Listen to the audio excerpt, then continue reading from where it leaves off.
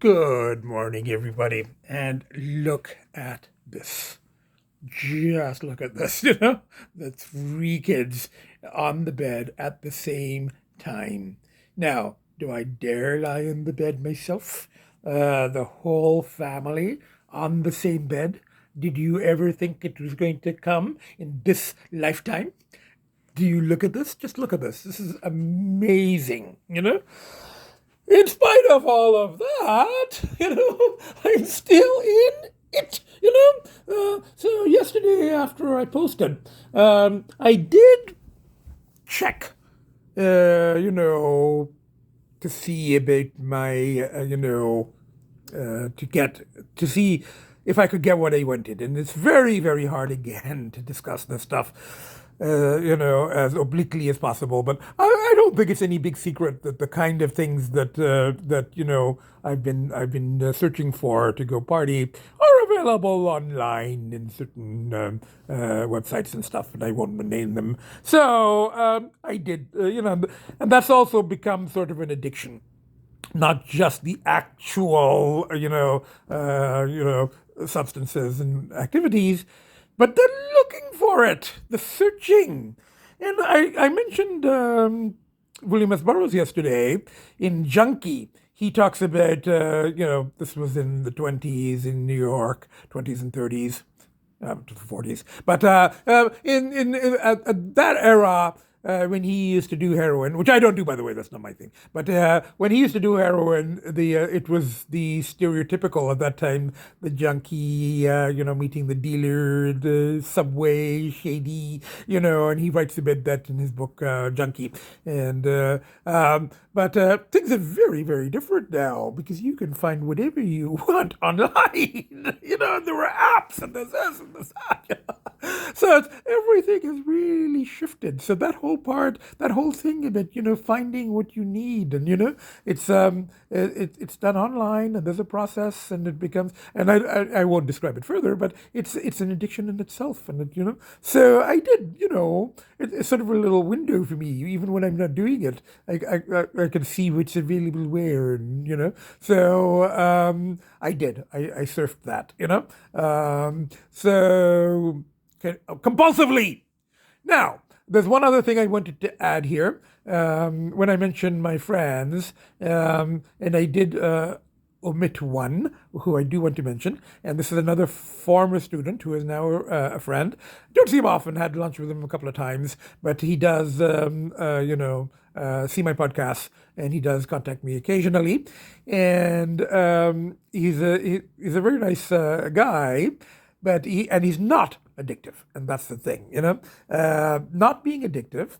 And he knows about my binges every couple of months, every month, every couple of months. He watches my podcast. So, but and he means well. But he says, sir, and he still calls me sir. He goes, sir, I wouldn't worry too much about this. Don't beat yourself up.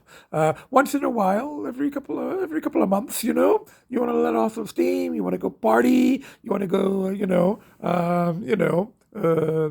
do some lines. Do some stuff. Fine. I don't see a problem with it. And that is from the perspective of a non-addictive personality. The whole thing, and I think I explained to him, I said, look, it's kind of like with gambling, which is an addiction that I have also had, but it's like with gambling. If you're not compulsive, if you're not addictive, you could, go to a casino once every couple of months. You either win a couple of $100, walk away, or you lose a couple of $100, you walk away, and that's it. And then the next time you're on vacation, you go gamble again, a couple of months later. But the compulsive gambler, and I've been one, and I've met them. There was one guy I've mentioned before. I met in the casino who told me he lost his job, he's lost his wife, he lost his house because of his gambling. And he said to me, and he said, if I had all the money in the world, I'd just be here all the time. He wouldn't, he wouldn't travel. wouldn't buy cars. He'd just be sitting in the casino at the slot machines, gambling all the time. That's his high, And that's the difference between being a compulsive gambler and a recreational gambler, and the rehab people that I did talk to when I was considering it,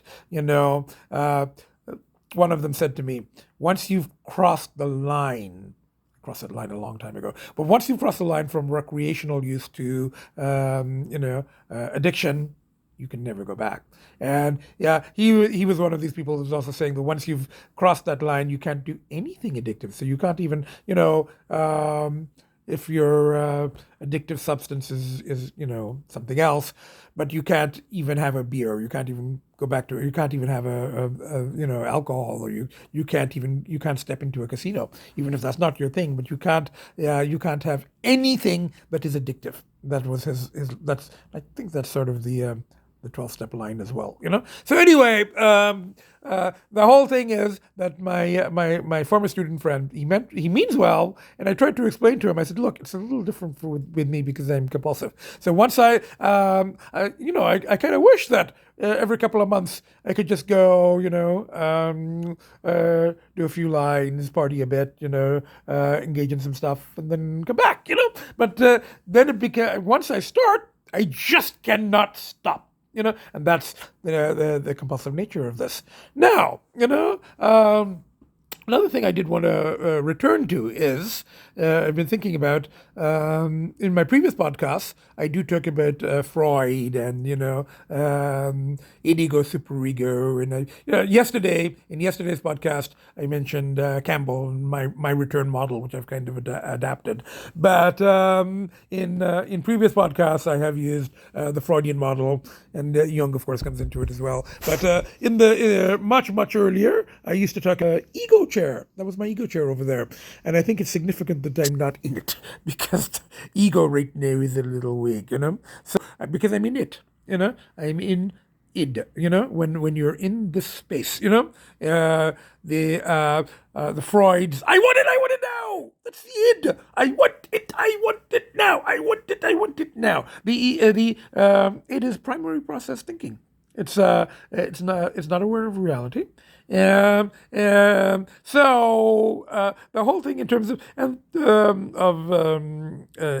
id, and in Freud's system, the id has to be, the whole ego defense mechanisms and all of that stuff. The ego is aware of reality, So at this moment, I'm, the id is sort of in control. I've also, I don't know if I mentioned this in the previous podcast, but the one genre of film that I will not watch is horror.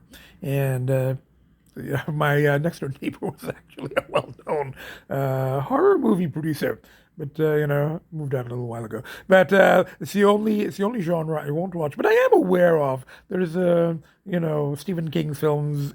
I think was it It? This evil clown that eats children or something like that.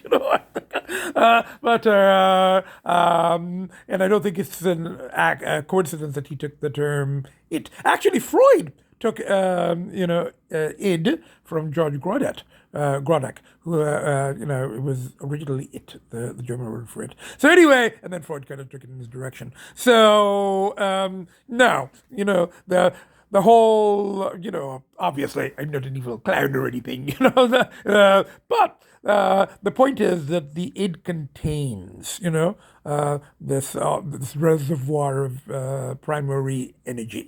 It's what we're born with, and that's that whole thing in terms of psychosexual stages of development: oral, anal, phallic, latency, genital. And I've gone through that in a previous podcast again. And again, I'm not going to go into detail here, but some of my binges do involve regression to earlier stages of psychosexual development, and in particular circumstances. So that's the whole thing in terms of, I'm revisiting this stuff, but not theoretically. At this point, it's not very theoretical. I also do want to remind you of, previous podcasts. This is 135 now, so this is a lot, But in a previous podcast, I did mention Joseph Conrad, Heart of Darkness, which was, and I'd said in that, I don't want to be the Captain Kurtz character. Heart of Darkness. Originally, the novel was set in on the Congo in Africa, with a guy going to bring back a captain who's kind of gone mad. But it was adapted into Apocalypse Now, the movie, and it was kind of shifted to Vietnam. And in that one, I think Martin Sheen played the guy going up the river to bring back to actually kill the captain, and the captain was played by Marlon Brando. And at that time, he was bald and overweight. So maybe I'm a bit of a Marlon Brando character right now. But well, doesn't end well for the Brando character. And in a much earlier podcast, I said I'd rather be the Sheen character, because the Sheen character is the one that comes back changed. So he goes into the other world, and Brando is not able to come back. Brando dies there. But Sheen is able to come back, but come back changed. And I had said that I want to be the Sheen character who comes back changed. And I worked for a while. Right now I'm the Brando character. So anyway, look, the goal is to try at least in some. I'm not giving up quite yet. I mean, look at that. I really, really have something to come back for. So, but in the previous podcast, I did also say that. In the movie, in the book, and also in the movie, the whole Brando, in the movie, Brando goes towards the end. The horror, that I think is Captain Kurtz's last lines, but it's the horror, And I think I've discussed before how that whole the horror thing. Horror is within. The horror is it's that's the horror comes from that exploration of one's psyche, the shadow, and it's like it's not external. It's the horror that's a part of me. Some of the things I've discovered about myself, and some of the places that I have been recently, and as I'm going deeper and deeper into this stuff, from ego terms, it is quite horrifying when when you're sober again and when you're conscious and you're going. It was doing that.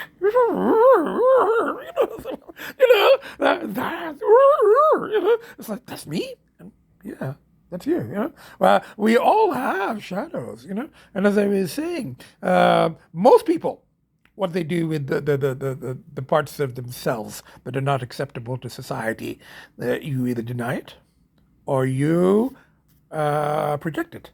You project it onto other people, Now, the people that I've been discussing, including myself, we kind of go into it, so we kind of explore those nether regions, so to speak, in some detail. But then the whole thing is, within. From a lot of the practices, societally unacceptable. As I said, though, yesterday, consenting adults and all of that stuff, there are all kinds of alternate, lifestyles, shall we say? Now, that's the way to say it, But anyway, I'm exploring. But I do need to come back. These parts of me that are surfacing, I have to look at them and go, yeah, that's a part of me. But it's not something I want to do every day. I do want to, but I can't, so because I gotta come back to, I gotta be like Martin Sheen character. No, I look more like the Brando character, but I want to be the Sheen character. I gotta come back, so I'll keep you posted. It's like really, I'm in it now, it's minute by minute, So for where I am right now, I think the advice is more going to be to it's not a question of not giving into it. It's a question of doing it safely. Got to be careful. No driving under influence. No getting arrested. no dying of a heart attack, So we're gonna go through this, but I'll keep you posted, my other cat rescuer friend, my local one, yesterday, she was saying, and as when my analyst suggested that I should make a will, particularly in terms of arrangements for the kids in case something happens to me, and my local analyst is a very big cat person, and she knows. Everybody knows how much my cats mean to me, how much my kids mean to me. So, but she was saying, it was really sad to be discussing something like that because, in the context of this very dark journey that I'm on. And it's a dark journey, but I don't think you should. I don't think one should just look at it as dark. Everything is dark and light, and you have to.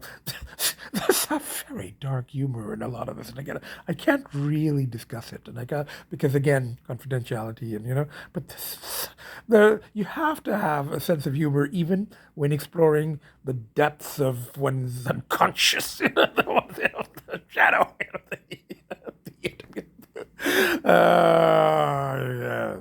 Anyway, for now, I'm just going to sit here with the kids. This is amazing. Can you believe this? But it's not quite enough to keep me home, which goes to show how strong the shadow is, Anyway, bye for now. Keep you posted day by day, minute by minute.